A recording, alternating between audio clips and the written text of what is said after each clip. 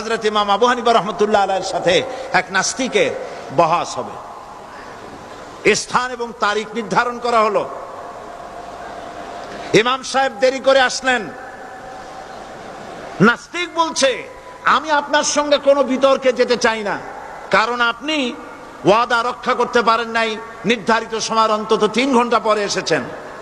তিনি বললেন, আমি কেন দেরি করলাম সেটা তো তুমি জিজ্ঞেস করবে। আচ্ছা বলেন কেন দেরি করেছেন? তিনি বললেন, দেখো এই জায়গায় আসার পথে একটা নদী বেঁধেছিল, তো আমি আসবো কি করে? আমার কাছে পারাপারের কোনো বন্দোবস্ত ছিল না। এক পর্যায়ে হতাশ হয়ে গেলাম, আমার বোধহয় যাওয়াই হবে না। শেষ পর্যন্ত আমি দেখতে পেলাম হঠাৎ করে আমার পাশে একটা ফলের বীজ পড়লো, তা দিয়ে একটা গাছ অঙ্কুরিত হলো। দেখি না তা গাছটা একটা ময়ূর হয়ে পরিণত হয়ে গেল। কই থেকে একটা করাতে সে গাছটা কেটে ফেলে দিল। ফটাফট কতগুলি তক্তা বেরিয়ে আসলো, কোথার থেকে একটা হাতুড়ি আর কতগুলি লোহা এসে ঠাস ঠাস করে বাড়ি লেগে একটা কিস্তি তৈরি হয়ে গেল। কিস্তিটার ধাপায় পড়লো নদীতে, আমি লাফ দিয়ে উঠলাম, তাই পার হয়ে আসতে যা দেরি হলো।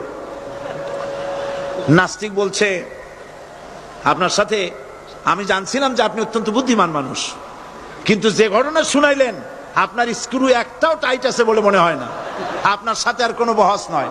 তিনি বললেন, কেন? কয় বহস না, আপনি বলছেন যে এইরকম একটা গাছ চারা হয়ে গেল, সাথে সাথে বিনা মিস্ত্রিতে গাছটা কাটলো, তারপর এটা দিয়ে তক্তা হইলো, লোহা আসলো, হাতুড়ি হইলো, বিনা মিস্ত্রিতে কিস্তি তৈরি হয়ে গেল, নৌকা এটা পড়লো নদীতে, আর বিনা মাঝিতে আপনি পার হয়ে আসলেন। এটা কি আদৌ সম্ভব? ইমাম আবু হানিফা রাহমাতুল্লাহ আলাইহি বলছেন, তোমার সাথে আমি কোনো কিতাব দিয়ে ঝগড়া করব না, কোনো কিতাব দিয়ে আমি তোমার সাথে বহস করব না। এই একটি দৃষ্টান্ত তোমার জন্য যথেষ্ট। একটা মিস্ত্রি ছাড়া যদি একটা কিস্তি তৈরি না হতে পারে, একটা গাছ কেটে তক্তা যদি না হতে পারে, এই বিশাল আকাশ, এই বিশাল জমিন, আর তোমার মতো এরকম একটা সুন্দর মানুষ বিনা মিস্ত্রিতে বিনা স্রষ্টায় তৈরি হলো কেমনে? এক কথায় নাস্তিক বলছে, আমার জীবনের ভুল ধরা পড়লো। নাস্তিক বলছে, জীবনের ভুল ধরা পড়েছে, আমি মুসলমান হয়ে গেলাম।